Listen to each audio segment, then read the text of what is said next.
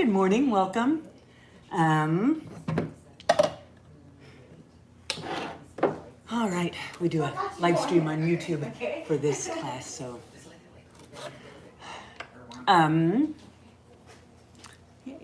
Hey.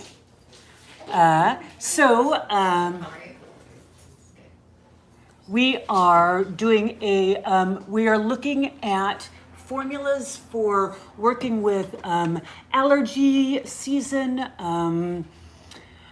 Also can be applied to fire season, which is coming in for Southern California. So in Southern California, now people who are watching this in other areas may have a beautiful dog walking by, which really distracts you. They might also have a different season for allergies, right? So one of the things about living in Southern California is that throughout the year we have things that are blooming, and so our allergy season is a lot longer because there's always something to be allergic to, and that may not be the case for you depending on where you're from. But again, good morning from Las Vegas. Yeah, Trish. So what is the thanks, Sandra. I know it's fun. I figure there's going to be a lot of people. Yes, I did. Everyone's going on about the hair. Yeah. Yep. Just got it. Thank you. Super happy about it. Thank you, Abejita. Yeah. Yep. I know. It's going to be the whole class. It's going to be people commenting about the hair. Yeah. Hi, Teresa. So anyway, so depending on whether you want to use this for allergy season or just because you have some upper respiratory irritation. So upper respiratory irritation, thank you, Teresa. It was, and now it's short and cute, right? It's all cute. And so much cooler, yeah, during the summer. And it's going to be, we're going into our really hot season right now. So yeah. Okay. That's enough about that. So think of this tea blend as something for irritation and reactivity of the upper respiratory tract. So that can present as allergies, but it can also be fire season. It can be because it's really hot and dry, and maybe you moved to Las Vegas from the Pacific Northwest, and your respiratory system is still making that change and is just kind of really reactive to the lack of moisture and the extreme dryness. So there's a lot of reasons why we can have this upper respiratory tract irritation. Thank you. Thank you, Amita.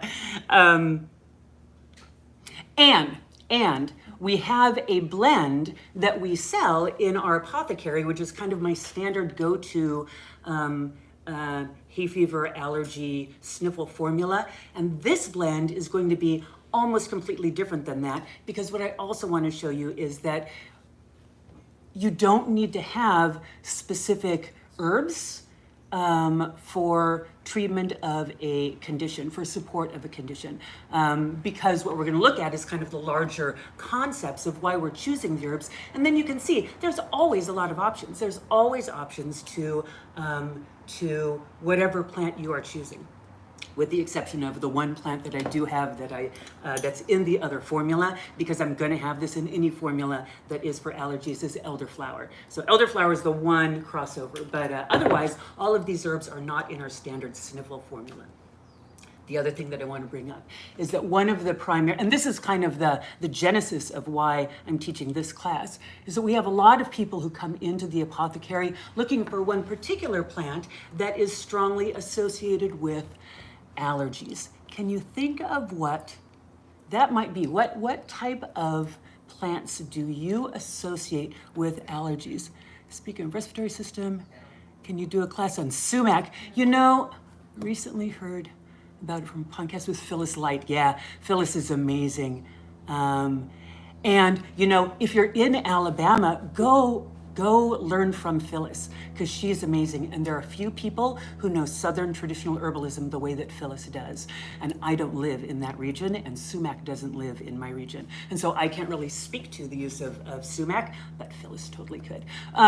But if you think of nettle, yeah, abejita, nettle, and Renee also said nettles too. Definitely one that we think of here. Sandra, just to circle back to sumac, because sumac could also be in a formula like this. If you think of the taste, right? So we talk a lot in class about the use of what we call organoleptic testing. Organoleptic testing is using your organs of sense, right? Your smell and your sight and your taste to assess for the presence or the absence of medicinal compounds. So you can smell and see whether things have aromatic compounds in them. You can taste them and see whether they are acidic or not. You can feel them as you drink them. You can feel astringency in the mouth, right? So these are all, you don't need a chemical analysis of the plant. You don't even really need a book to tell you traditional usage. You can feel these changes in the tissues of your mouth, the tissues of your body, and know what the plant is going to do. So if we look at sumac in this context, we can see that sumac is sour.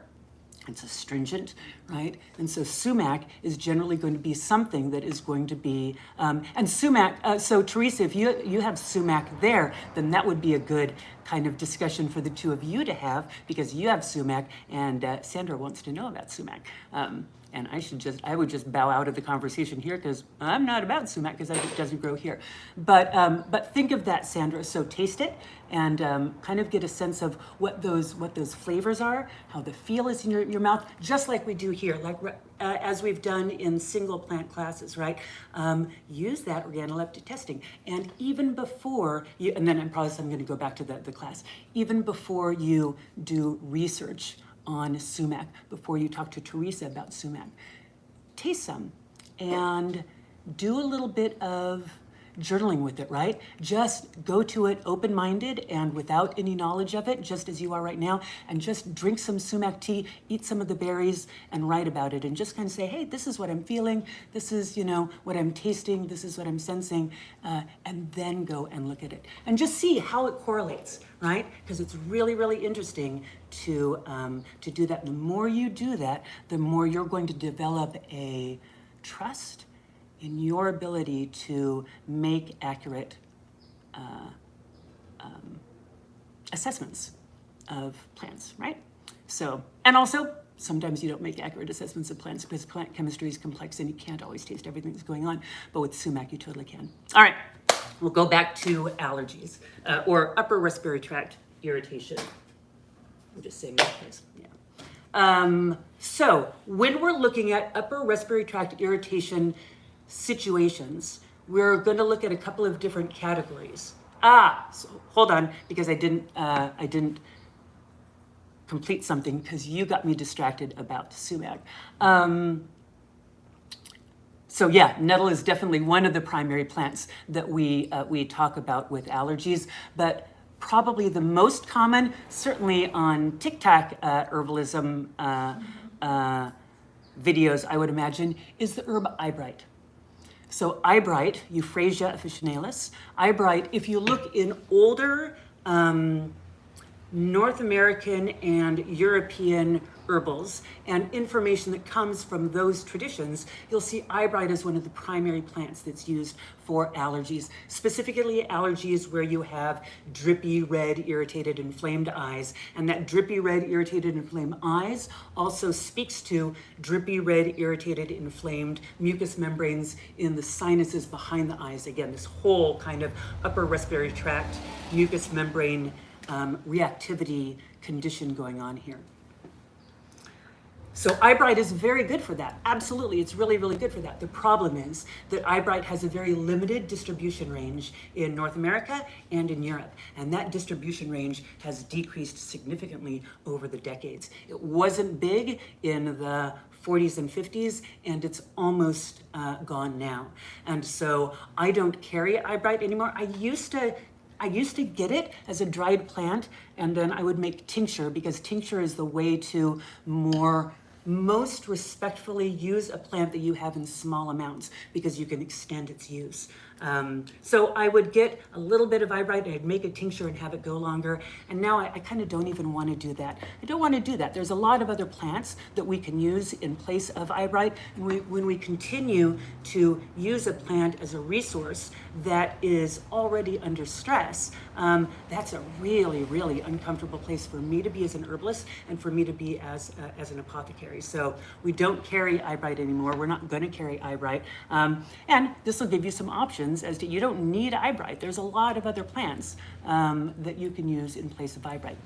One of the primary ones, here's one of the things about plant chemistry. Plant chemistry is always redundant, right? There's never a plant, there's rarely a compound that's found in one plant that isn't found somewhere else.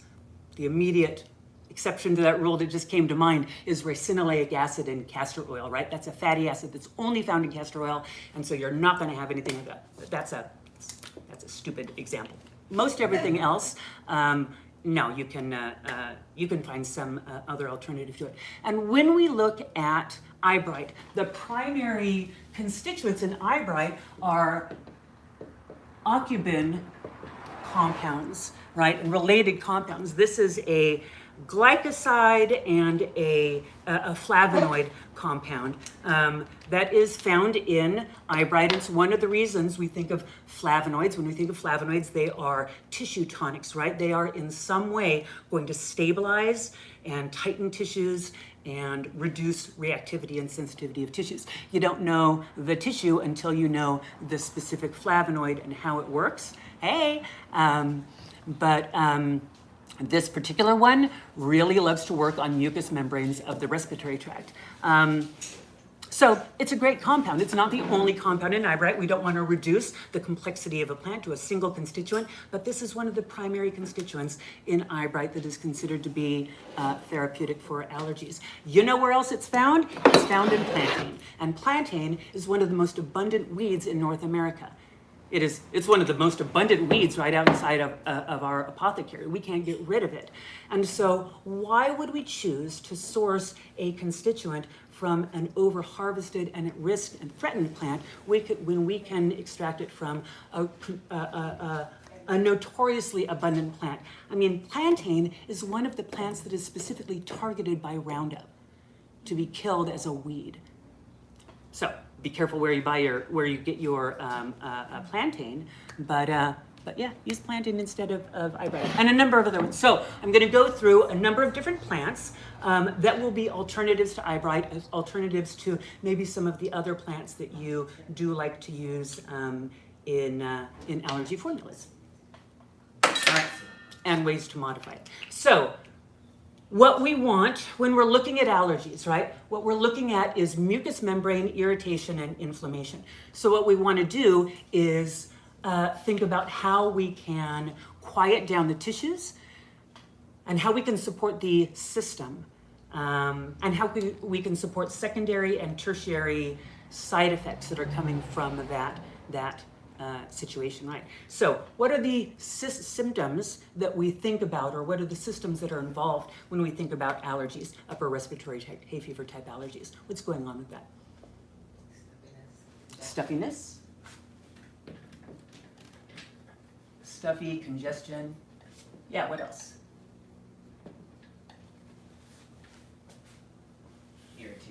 Inflammation, clear nostril. Irritation and inflammation, swelling. Yeah. What else? Rashes. Say that again? Rash? Rashes, yeah. It's associated with allergies. Rash. Red eyes. Associated with So we're looking at mostly like hay fever type allergies here. So allergies. Would those two people get rashes? yeah, you could. Yeah, rashes as a Especially chronic. yeah, as a more of a skin manifestation of that. Yeah, drippy, absolutely. That drippy part of it is really one of the most annoying ones. Yeah. So congestion, irritation, fluid accumulation, right? Fluid accumulation in the sinuses, red eyes, rashes, drippy nose, drippy sinuses, drippy eyes.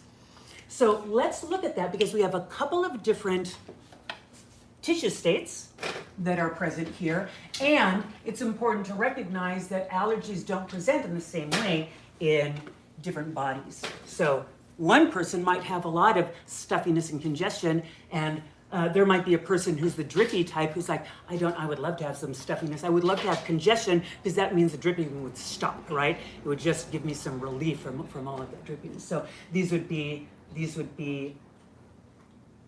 approached differently, but we might use the same plants for them. Runny nose, headache, yeah. So sometimes headache from that pressure, right? A sinus headache, really common headache. Itchiness, sinus pressure, yeah, runny nose. Runny nose, I'm gonna go with the drippy as runny. Yeah, absolutely. Yeah, and itchiness can also be really that chronic itchiness. We think of itchiness, we think of irritation, right? Irritation affecting the nerves, the more surface nerves. Yeah, so all of this is primarily a manifestation of the immune system being pissed off about something.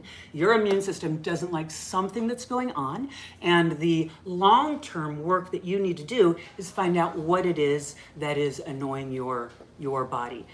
And that's a long process sometimes. It might be an easy process. It depends on your body. While you're doing that work, and this isn't a formula that would really be addressing that. That's a deeper, more complex work that you need to do, is finding out what the culprits are that are causing this type of immune reactivity. We're going to make a tea blend that you can use to relieve some of these symptoms while you are waiting for the long-term work that you're doing to give you that immune system support that you can have some long-term resolution of this. So what we're going to want to do is we want to support the health of the mucous membranes, right? This is one of the primary things that we want to do, is we want to support mucous membrane health. Now, supporting mucous membrane health, if you look at the mucous membranes,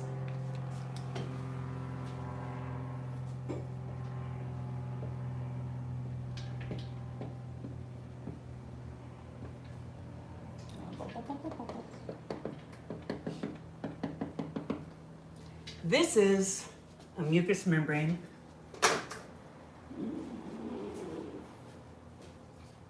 Well, we're going to pretend this is a different color other than red. So this is columnar epithelial tissue that makes up mucous membranes.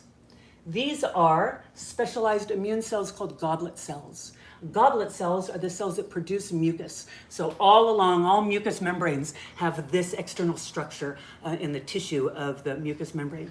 So goblet cells secrete mucus, and these little hairs along here, these are cilia. That's how we get the word ciliated. Ciliated just means that there's little hairs that are sticking out, and cilia move, right? So ciliated epithelial tissue is skin, right? So ciliated epithelial tissue, these little cilia move up and down. These goblet cells secrete mucus, and so the mucus gets moved all along this mucous membrane.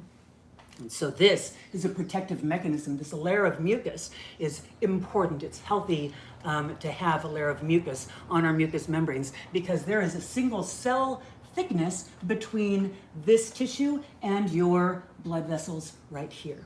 This is a very rapid way entry point into the body, into the bloodstream for any type of pathogens. This is the reason why it's protected by a layer of mucus, because the mucus is going to be a physical capture, right? It's a thick, sticky, protective barrier against any airborne pathogens that are wanting entry into the body. It's keeping the underlying tissues moist and healthy, and as long as they're moist and healthy, they're going to be whole. If they become dry, they become cracked, and if they're cracked, now there is an opening through this, and it's no longer a protective barrier, right? Now it's a point of entry for pathogens. So this is important because we do tend to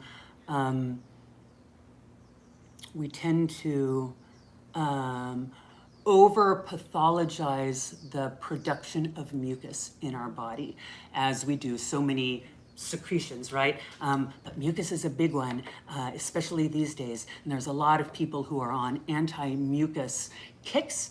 And we want to be, oh, thank you, Dream Marie. Marcos, hey, welcome. You're not really late. You're only a little bit late. We were waiting for you. What was I saying?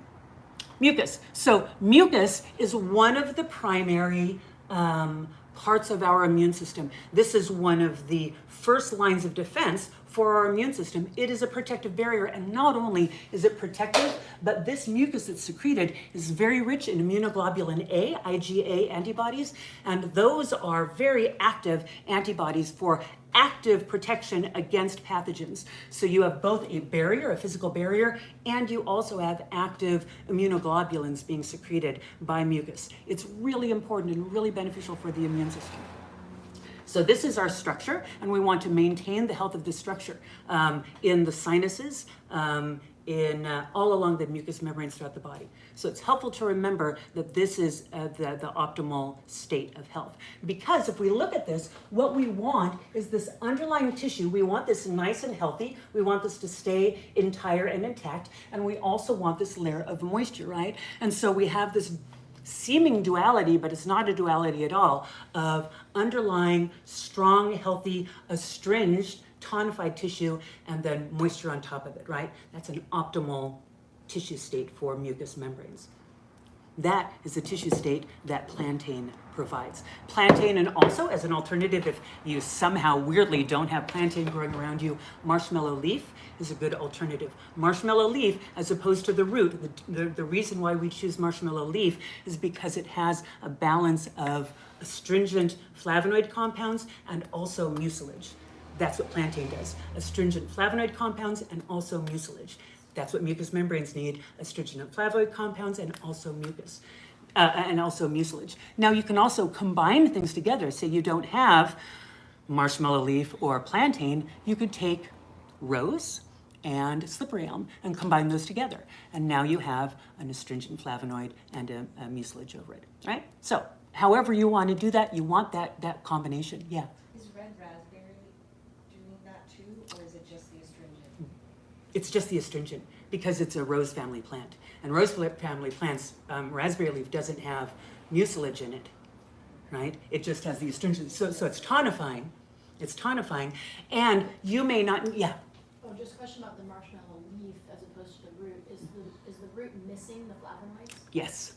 Yeah, because the flavonoids are just in the leaf portion. The root is really just the storage mechanism for starch, and so it just gathers all the starch. There's a little bit of flavonoid chemistry in the root, but it's not nearly there. And you can tell that, right? Because when you make a marshmallow root extraction, there's very little astringency that you would associate with flavonoid chemistry, right?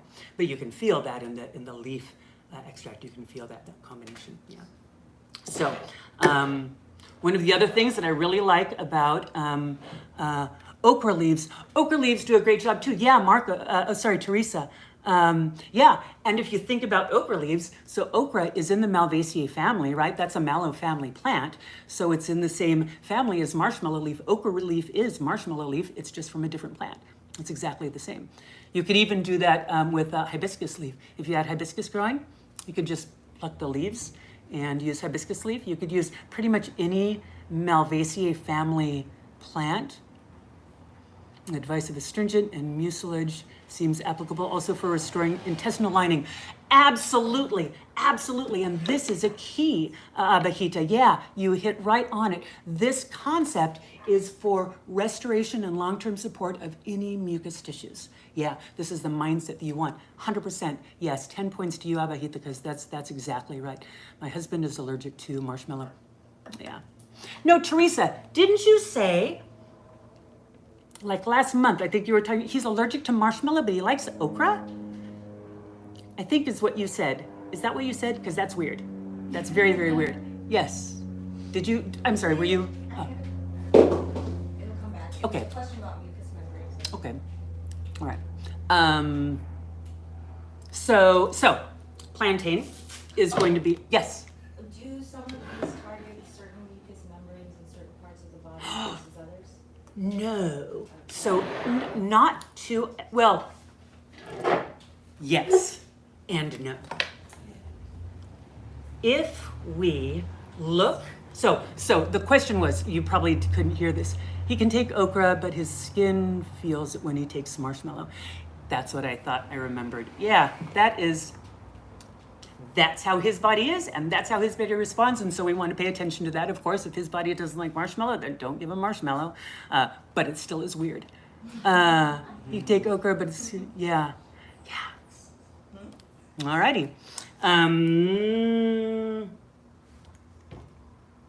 was going to say something. Mucous membranes.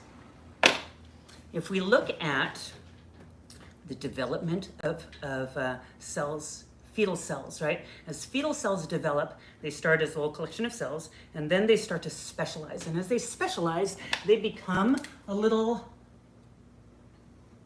there's a little tube with cells around it, and a little collection of cells at the top that's going to become a nervous system, right? But we have basically this tube surrounded by cells. And as the fetal cells develop and start to differentiate into more specialized structures, this tube that kind of ran through the center also starts to differentiate, and so it moves into different types of tissues. So it's sinuses and respiratory tract and lungs and gastrointestinal tract and vaginal canal and urinary tract. All of these mucous membranes all along the body. This is our theory. This is our working theory. It seems to apply. Started from this single column of mucus tissue. And so what seems to happen, the way that we explain how this works, because it's the best explanation we have at this point, is that the mucous membranes hold on to an affinity for each other, right? Stemming from that initial similarity, right? They're all stemming from the same tissues. So that when we drink, say, marshmallow root tea, right? We make a really slimy decoction of marshmallow root tea. And we drink that marshmallow root tea. Now, technically, the large mucilage compounds, right? There's a lot of different types of starches that are holding moisture in there, but the large slimy mucilage type compounds are really very, very large, and they don't pass into the bloodstream very easily through the gastrointestinal tract. They tend to stay all along the gut lining. And so they are very soothing and healing to that gut lining, right? But if you drink marshmallow root tea, within 10 minutes, you can find dryness in your eyes, dryness in your sinuses, dryness in your lungs easing. If you drink a strong cup of marshmallow root tea and you have dry, itchy, irritated, inflamed eyes because it's hot, dry summer in Southern California, your eyes are going to feel nourished and your eyes are going to feel moistened in about 10 minutes. Now, that is not enough time for that mucilage to have been broken down in the gastrointestinal tract. It's not even nearly enough time for it to have moved into the small intestine where it can be taken up, right? It's still in the gut. So how is it affecting eye tissue when it can't even be absorbed there? Because of this affinity that the mucous membranes have with each other. That when you're bathing some tissue, then all of the other tissue tends to respond with, oh, we're doing moisture, we're being moist, okay, we will be moistened, right? And so we feel it. We don't know exactly how it works. It's magic, but it's something like that. So, the opposite is also true. When we astringe tissues, quite often we can feel that astringing quality coming along throughout the body. So that has to do with something that someone asked somewhere. I don't remember what it was. There's a focus on any Oh! membranes with certain. Thank you. I forgot who asked and what I was responding to. But yeah, so that's an answer to the larger question. That's the no part. It's not specific. That's the no part. The yes part is we do have mucilaginous plants that have an affinity to certain organs. So we have corn silk and couch grass that have an affinity to the urinary tract and the bladder. We're going to use those specifically. Now, if you didn't have plantain or marshmallow, could you use couch grass or corn silk for your sinuses? I would, because that's the mucilaginous thing that you have, and it's definitely going to work if it's any gastrointestinal stuff, right? Because it's going to be in direct contact. It's less sure when it is an organ that it's not in direct contact with, as it is with the bladder, urinary tract, something like that. Yeah. Okay.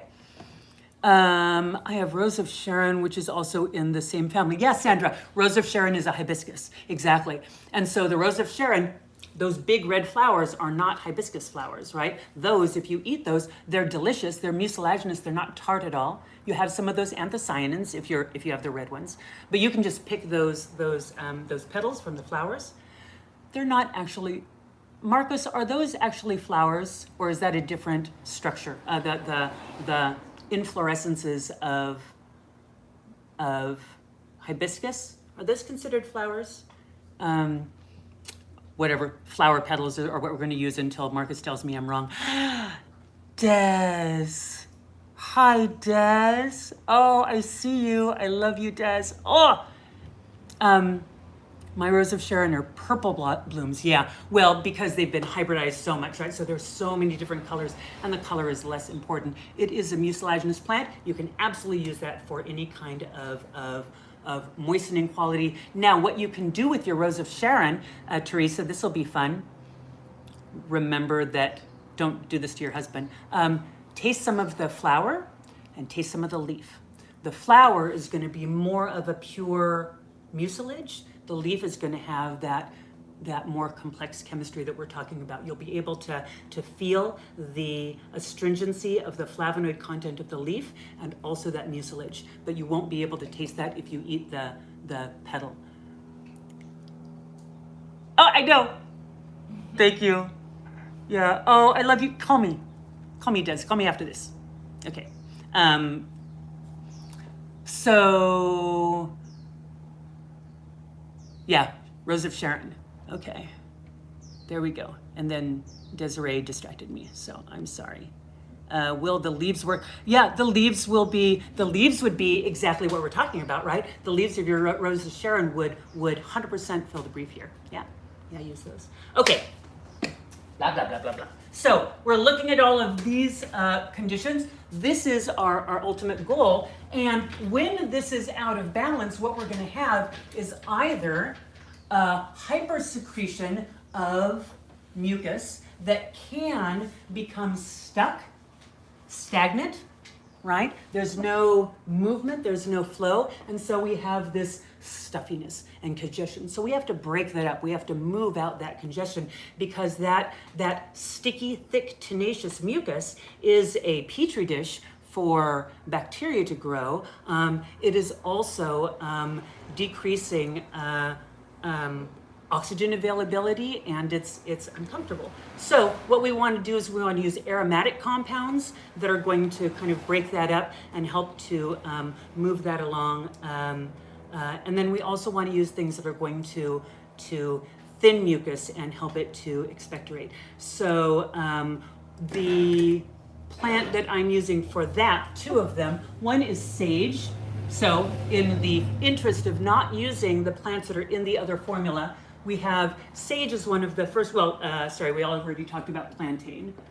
So we have plantain as our base, and sage. Sage has a couple of different qualities here, right? We have it as an aromatic compound, right? So the aromatics, when we're drinking a tea with sage, those are going to immediately go up and tighten and astringe those swollen mucous membranes. They're also going to soften if you kind of breathe in some of that tea. That sage steam can be really helpful at kind of soothing and opening up those mucous membranes as well. And steam is always nice as a non-herbal I need something to support my respiratory tract, do not forget the benefits of steam. Even just a pot of boiling water that you're sticking your face over and breathing that up into your sinuses and also into your lungs. Steam, warm, moist air is a really good representation of an optimal tissue state for lungs and sinuses. Warm, moist air is what they like.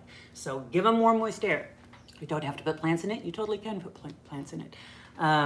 Sage is one of the plants you can put into. So as an aromatic, it's going to help with breaking that up. But also, oh, you got the seeds. Oh, good, Teresa. Sandra, did you get your seeds? You should be getting seeds. I think we sent them a couple of days after we sent out Teresa's. But yeah, you should both be planting seeds. Do not plant those yet. You're going to save those seeds and plant them in the spring, because that's or I don't know.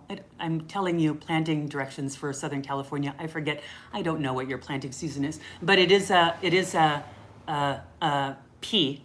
So consider plant it whenever you plant peas traditionally in your area. We had a butterfly blue pea is one of the plants that we were using a couple of weeks ago, and some people asked for seeds that we happen to have because I was growing the plant, so we sent out them. I used oregano steam for my old sinus infection, absolutely. Of course, the cold, exactly, cold would kill them. Here, if we tried to grow them now, the heat would kill them, and then any that were left, the cold would kill them. So, yeah, it would be just really an unkind thing to start plants. Yeah, really. And then we would step on them, and then we would call them names, and then, yeah, they would just be a very unhappy plant by the time we were finished with them. So just wait for the appropriate time for that. But I'm glad they got to you safe. All right, so sage is also an antihydrotic. This is one of the things that can be really beneficial if you are one of the drippy people. If you're a drippy allergy person, sage dries up secretions of the body. Now I know that we were just talking about how we don't want to pathologize secretions of the body and how mucus is nice and helpful and all of that, and sometimes your body is producing too much. Sometimes you're like, yeah, I love mucus, but I wish I didn't have so much of it, right? That's also a reality. And so if you're in the I love mucus, but I don't wish I didn't have so much of it, sage is going to be one of the really beneficial plants for you to use to dry up any kind of hyper secretions that your body is using. Sage is going to be one of the go-tos for that, and it tastes nice. Goldenrod. Goldenrod is in this formula. Now, because nettle is in our other formula, and I was committing to not using any other plant other than elderflower, and I wanted to use things that were replacing the eyebright. The combination of goldenrod and also elderflower. Goldenrod and elderflower kind of replacing eyebright. Don't know why I can't keep the name eyebright in my brain. And also replacing nettles, right? So the reason why nettles is, thank you. It is very new. Yeah, we're still getting used to it. But I love it, thank you. Nettles. So let's break down the chemistry of these additional things. Nettles and goldenrod are two really, really valuable compounds for allergies because of their effects on mast cell health. We've talked about this a couple of different times when mast cells have come up. Oh, you got your seeds too, good. Oh, I'm glad, Sandra, good. Okay, so mast cells, I don't need to write this down. Mast cells are specialized immune cells. They are the cells that produce histamine, right? And histamine is a cytokine, a cell messenger chemical that the immune system sends up when it needs to flag immune cells to come to an area to do some immune cleanup. Right? So the mast cells produce histamine, the immune cells come in, there's inflammation, there's swelling, accumulation of fluid in that area, because that's one of the ways that the immune system kind of stops everything from happening, so it can kind of focus on what's going on. So acute inflammation, short-term inflammation stemming from some type of trauma, is really beneficial and an important part of immune system response. When that lags, when that hangs around for a long time and becomes long-term, we get stagnation, we get accumulation of stuff, we get metabolic waste products building up. It becomes really, really problematic. And we also have an immune system that's already reactive and becomes more and more and more reactive because there's just more crap for it to deal with. Do you use loose strife? I've never used it, but just heard an old recording where Katya and Rin, I love Katya and Rin, at Commonwealth Herbs use it in their elderberry syrup. You know who also uses it is Jim. So I would go on Jim's site. Jim McDonald is an herbalist, brilliant herbalist, and Rin Madura and Katya Swift at Commonwealth Herbs that Des is referring to right here. Brilliant herbalists. Loose strife doesn't grow abundantly around me, and it's not really a plant a plant that is sold as an herb. So I think it's primarily one of those weird bioregional plants that people are going to use if it's around them. Makes sense. Commonwealth Herbs is in Boston, and Jim is in Michigan. So in that region. Now this might be for you East Coast folks. This might be a good option that Des is referring to. But yeah, I don't know about loose strife. If any of you know about loose strife, yeah, put it in the comments because I'd love to learn some more. But I probably won't use it because, again, it's not a plant around here. It is a plant that you can sometimes find in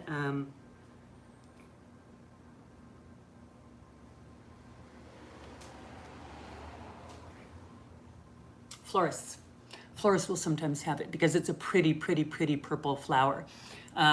And so I just want to warn people against sourcing herbs for internal use from florists because florists spray their flowers really, really heavily and they're really, really toxic and really problematic. So never use any herbs that you've sourced from a florist for anything that you're making into medicine.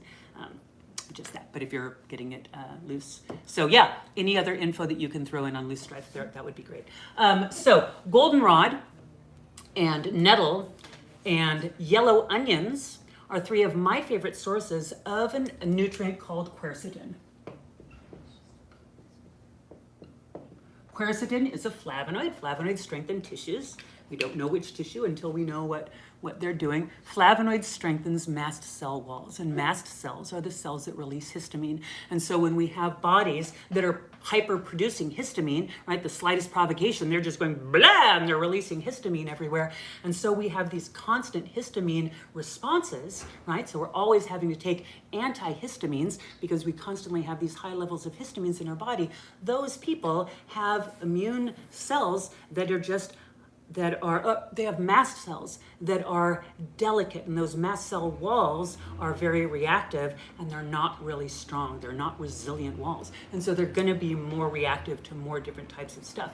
One of the things that you can do for allergies is taking quercetin as a supplement. You can go to a health food store and buy quercetin. It's going to be about $30 for a bottle of it. It's not very well absorbed, and so it needs to be activated by adding in other nutrients. The enzyme bromelain is often added to it. Vitamin C is often added to it. You have to play around with it to make it really well absorbed orally in an isolated form. However, if you're getting it from a plant source, from a food source, it's pretty well absorbed and you don't have to mess around with it that much. And the three primary plant sources that I like for quercetin are goldenrod and nettles and yellow onions.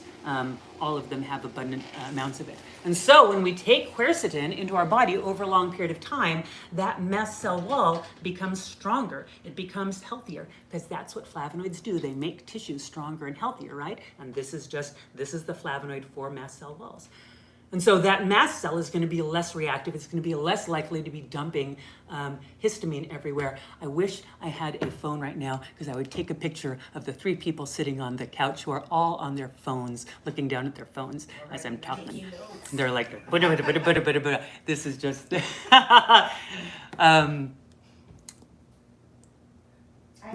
quercetin, yeah. So quercetin is really, really helpful. It's a really valuable thing to use. And goldenrod in this formula is my source of quercetin. Now, people get confused about goldenrod because goldenrod blooms at the same time that other plants that are very allergic bloom. One of the primary ones being ragweed, ambrosia. So ragweed pollen is a tiny little pollen, spiky, nasty, tiny little pollen. And when ragweed pollen goes into the air, it's an airborne pollen, and it's going to be taken up into the sinuses, and it is a really, really common allergy. It's going to initiate all sorts of allergic responses. A lot of people have ragweed pollen allergies.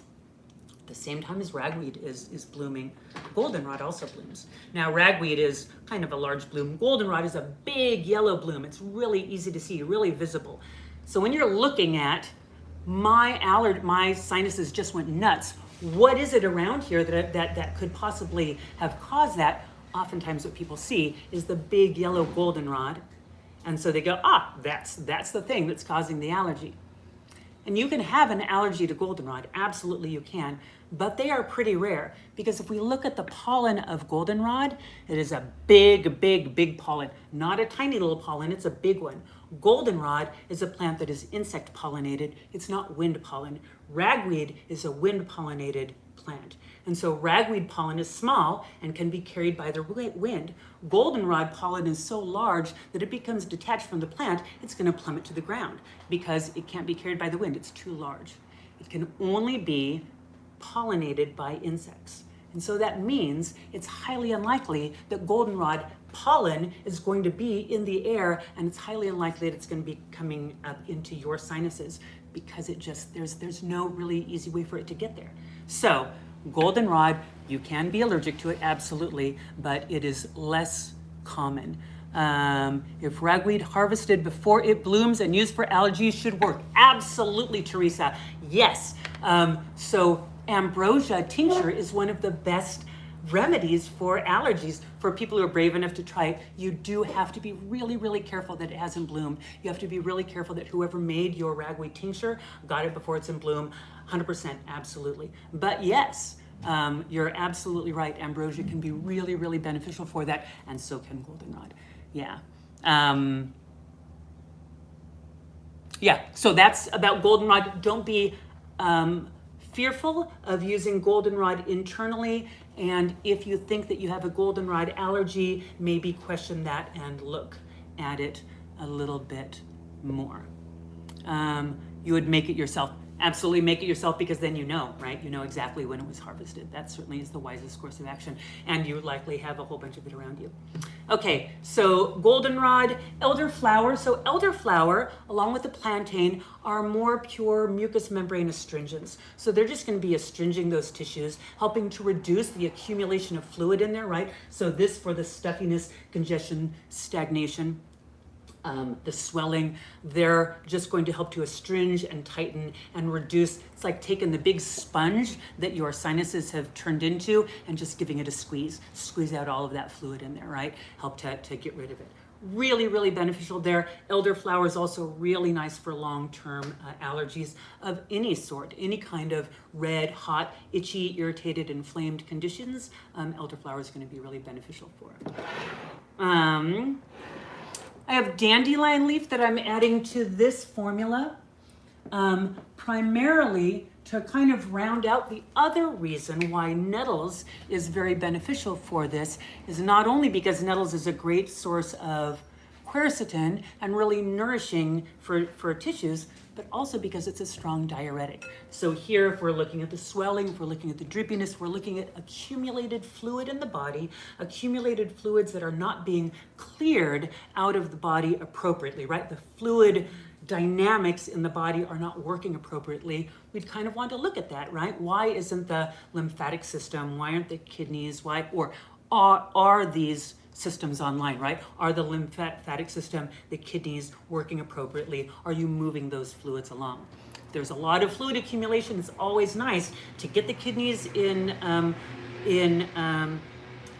get the kidneys woken up because it's one of their jobs to move fluids out of the body. So dandelion leaf, classic diuretic.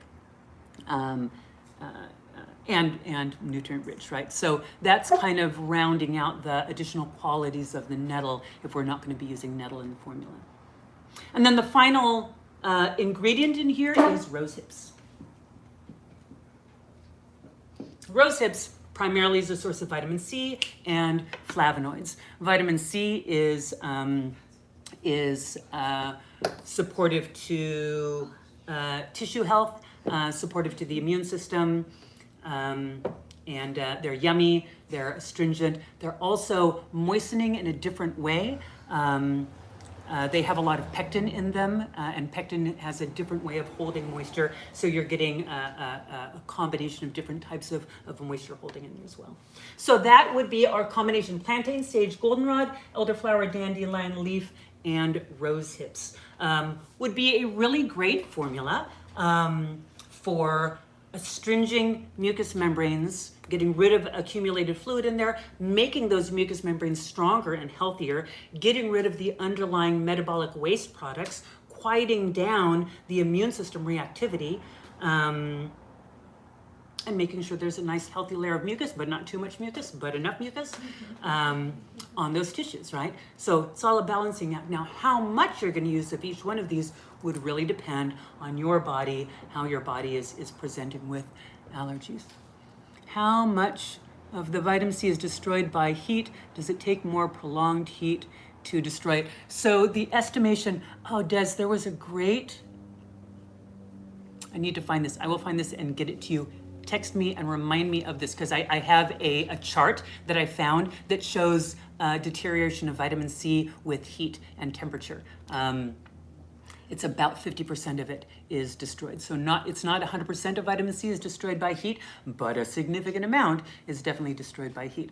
The thing is, so yeah, we always talk about rose hips and as a source of vitamin C, and it's not the best source, but it has so many of the other flavonoids that are cofactors with vitamin C that are enhancing absorption. Abahita, I know it's a great, if you email me or text me Abahita, and I'll get you the chart too. Yeah, anyone who wants it, I'll find it and get it, because it's a good one. What I like about it is it did show that there isn't 100% deterioration of vitamin C when heat is applied. That was the take home for me, was that there is some that is available there. So yeah, I'll show it to you, absolutely. So ratios of your herbs. We could certainly do equal amounts of all of these. That's what I'm going to do to start with. It's not too bad.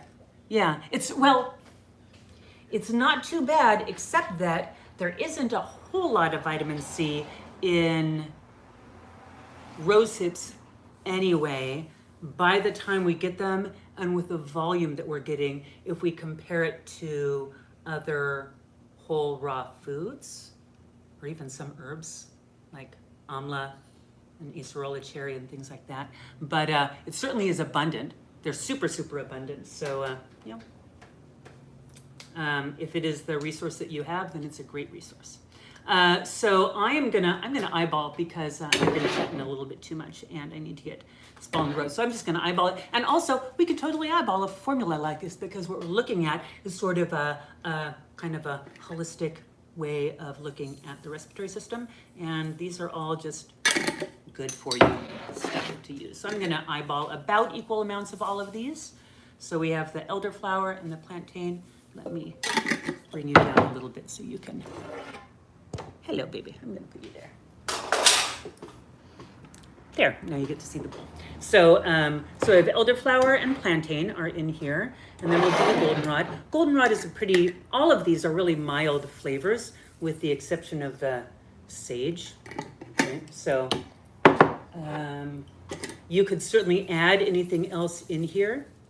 I don't even know I have it on the scale. I'm not at all paying attention to what the scale is saying. I put on the scale and I tared it and got the units and all of that. And ever since then, I wasn't even looking. So if you need more fluid movement in your formula, you'd add more of the fluid moving herbs. If you need more moisture in here, you'd add more of the moistening herbs. If you need more strengthening of the mast cells, you'd use more of the mast cell strengthening herbs. You would use more of what your body needs in this type of support, but in the absence of any specific path that you know you want to go through, just throw them together and take them.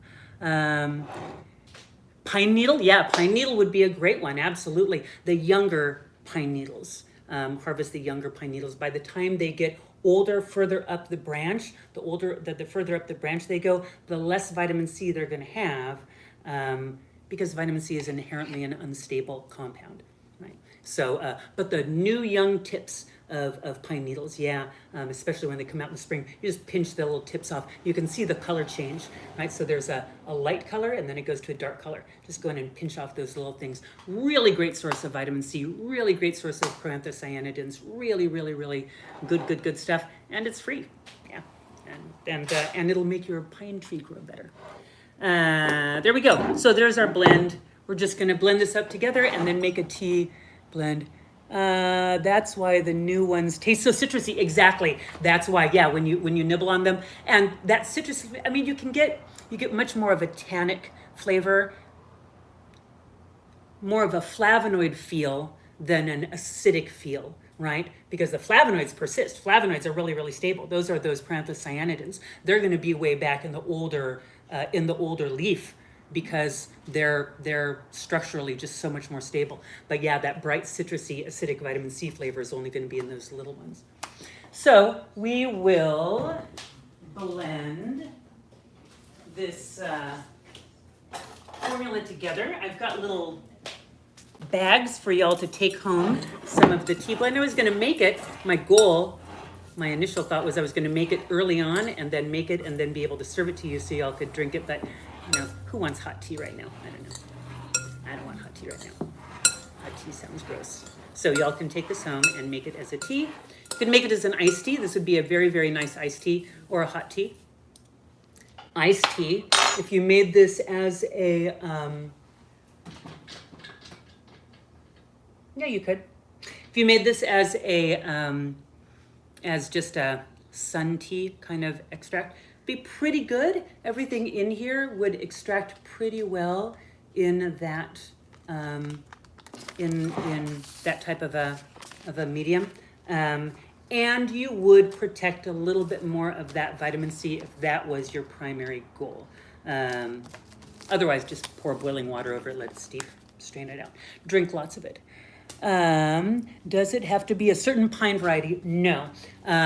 If it is the Pinus genus, then it is going to be pretty much the same. The only difference, the only pine tree that you want to be kind of aware of is ponderosa pines have been shown to be potentially problematic for pregnant bodies.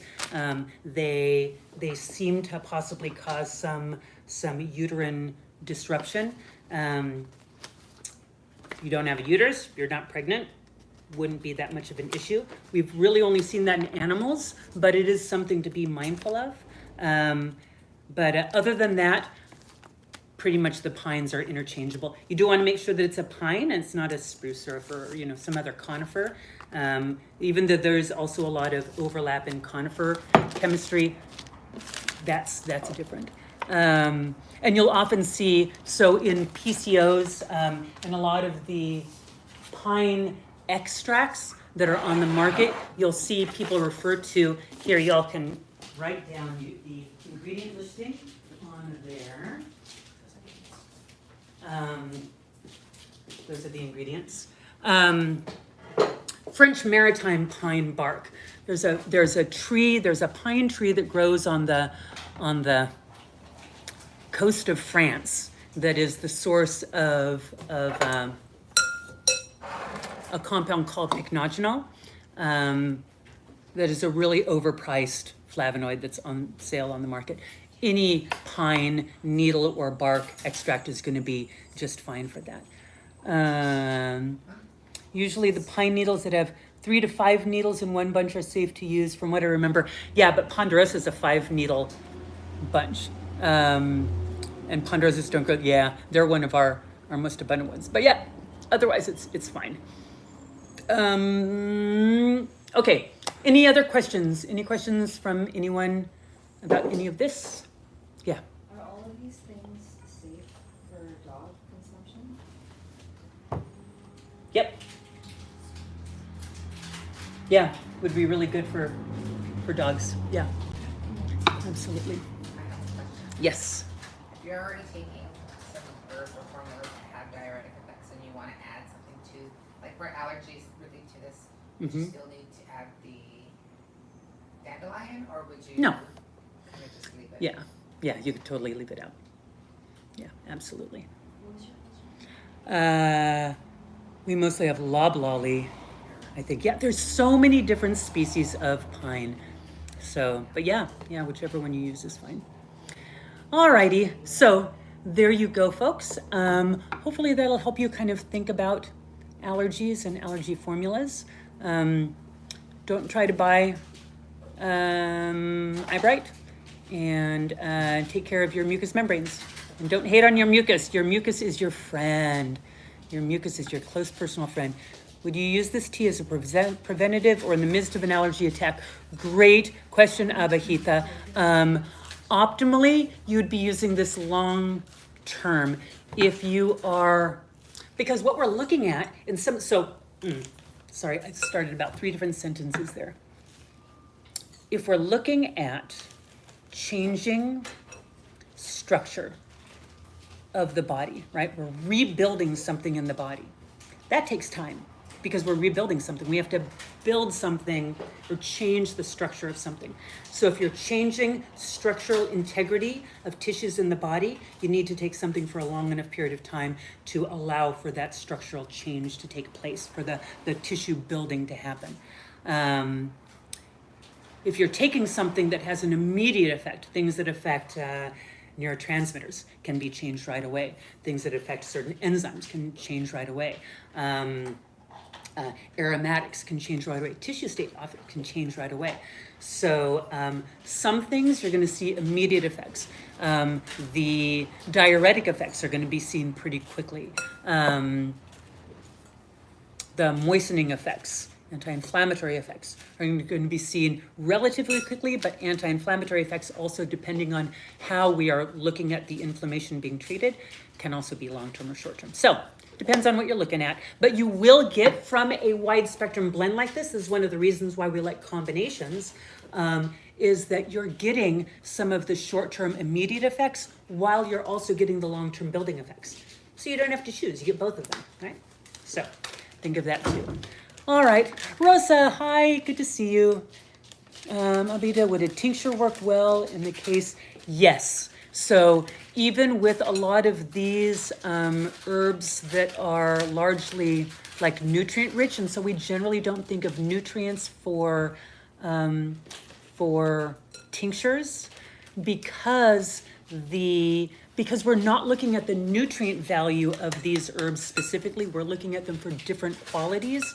Yeah, tincture would be fine. For an example of that would be the diuresis from dandelion leaf, right? If you're using dandelion leaf as a diuretic, tincture is great. If you're using dandelion leaf as a source of minerals, tincture is worthless because minerals don't extract an alcohol, right? So it depends entirely on what you're choosing to use the plant for. Okay, so think of that. All right, I'll see you next week, folks. I love you. Mwah. Thank you so much for showing up. Des, give me a call.